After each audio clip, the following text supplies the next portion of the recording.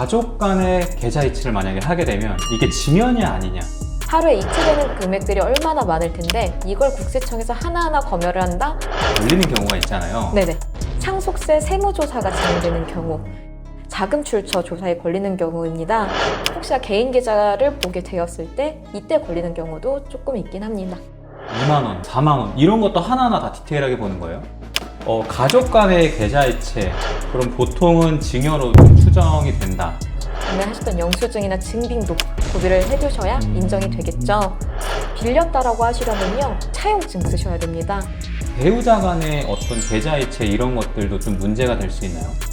이게 현금 인출을 한다고 했을 때 제가 항상 하는 말이 차라리 계좌이체를 하세요거든요. 상속세 세무조사 때 뭐 문제 삼지 않으니까 큰 걱정 안 하셔도 될 것 같습니다.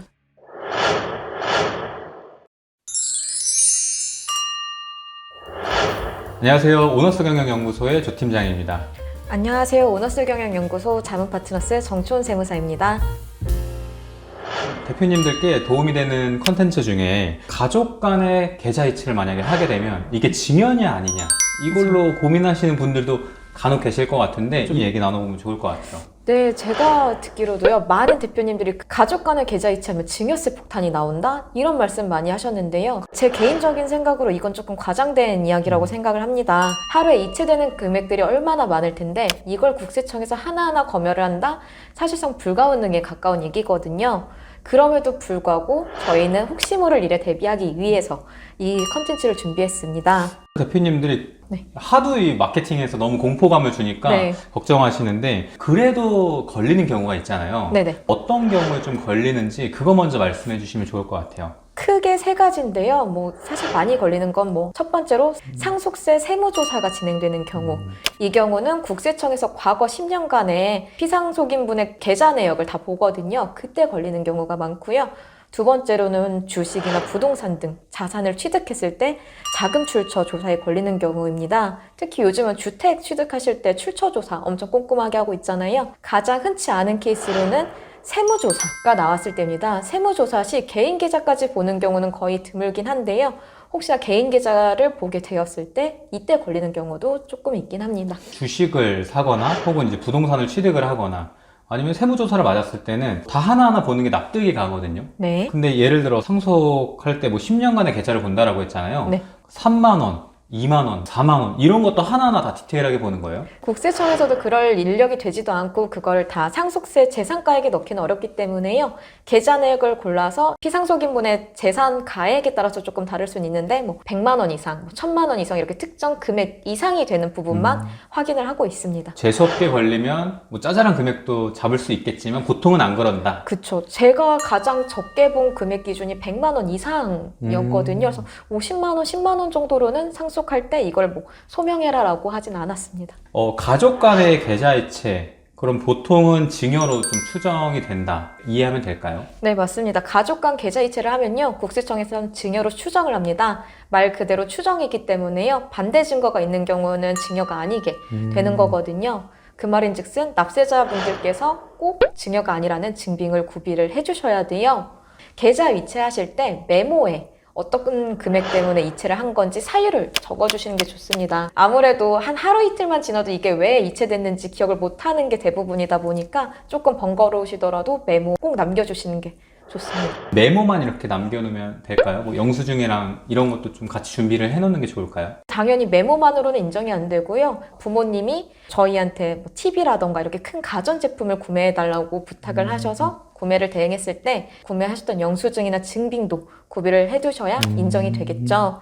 그러면 슈퍼에서 이렇게 짜잘하게 이런 것들도 다 가지고 있어야 되는 거예요? 섬유유연제라던가 이렇게 자잘한 걸 부탁받을 때도 있는데요. 그렇게 적은 금액으로는 상속세 세무조사 때 뭐 문제 삼지 않으니까 큰 걱정 안 하셔도 될 것 같습니다. 증여가 아니라 빌려준 경우다. 이렇게 주장할 경우에는 그럼 어떻게 해결하면 될까요? 실제로 그걸 빌렸다라고 하시려면요, 차용증 쓰셔야 됩니다. 금전을 빌렸다는 내용의 계약서를 쓰셔야 되고요. 이자 지급도 이루어져야 되거든요. 차용증 공증받아야 되나요? 이렇게 물어보시는 분도 많은데, 물론 뭐 변호사 사무실 가셔서 공증 받으시면 좋지만 수수료가 비싸잖아요. 그래서 그냥 꼭 계약서만 잘 작성해 두시고 이자 지급 잘 하시는 걸로도 효력은 충분히 있습니다. 가족 간의 차용증을 쓴다는 게 너무 생소하거든요. 근데 사례가 많이 있나요? 그럼요. 저는 그런 가족 간에 금전 거래가 있다라고 하면요. 무조건 차용증 꼭 쓰라고 안내를 드리고요. 이자 지급도 가능하면 매월 기준으로 지급하라고 안내를 드려요. 운이 나쁘게 만약에 이자 지급 전에 세무조사를 받게 됐을 때 네네. 이자 지급을 한 적이 없으니까 세무서에서는 이거를 증여다라고 얘기하는 경우가 있거든요. 그렇기 때문에 미리미리 이자 지급한 흔적 같은 거를 네. 남겨두시는 게 좋죠. 배우자 간의 어떤 계좌이체 이런 것들도 좀 문제가 될 수 있나요? 배우자 간의 계좌이체는 아까 가족 간 계좌이체랑은 조금 차이점이 있는데요. 같이 생활을 하다 보니까 생활비라던가 이런 걸 서로 공유를 해야 되기 때문에 국세청에서도 단순히 계좌이체된 사실만으로 이거 증여다라고 주장을 하기가 굉장히 어려운 점이 있어요. 그렇기 때문에 판례에서도 계좌 이체가 됐다는 사실만으로 증여다라고 할 수 없다라고 하고 있고요. 따라서 국세청에서도 증여를 과세하고 있지는 않습니다. 증여세가 좀 비과세로 되는 항목들도 좀 간단하게 말씀해 주시면 좋을 것 같아요. 증여세 비과세되는 부분이 사회 통념상 인정되는 치료비, 생활비 혹은 자녀 교육 비용들은 증여세가 부과가 되지 않아요. 특히 자녀 같은 경우 혹은 배우자는 서로 이제 부양 의무가 있다 보니까요. 그 금액은 증여세가 비과세되는 부분인데요. 중요한 부분은 사회 통념상 인정되는 금액이어야 됩니다. 자녀들한테 용돈을 30만 원, 20만 원 줄 수는 있지만 갑자기 5천만 원을 용돈을 준다? 이거는 말이 안 되는 거겠죠. 과하게 사교육비를 지원을 해줘도 문제가 있을까요? 근데 사교육이라는 거는요, 부모님께서 부담 가능하신 범위 내에서 지급을 하기 때문에요, 이 사회 통념상 인정되는 금액, 부모님의 자산 규모라던가 네네. 소득 규모를 따지기 때문에 보통 그런 일은 없습니다.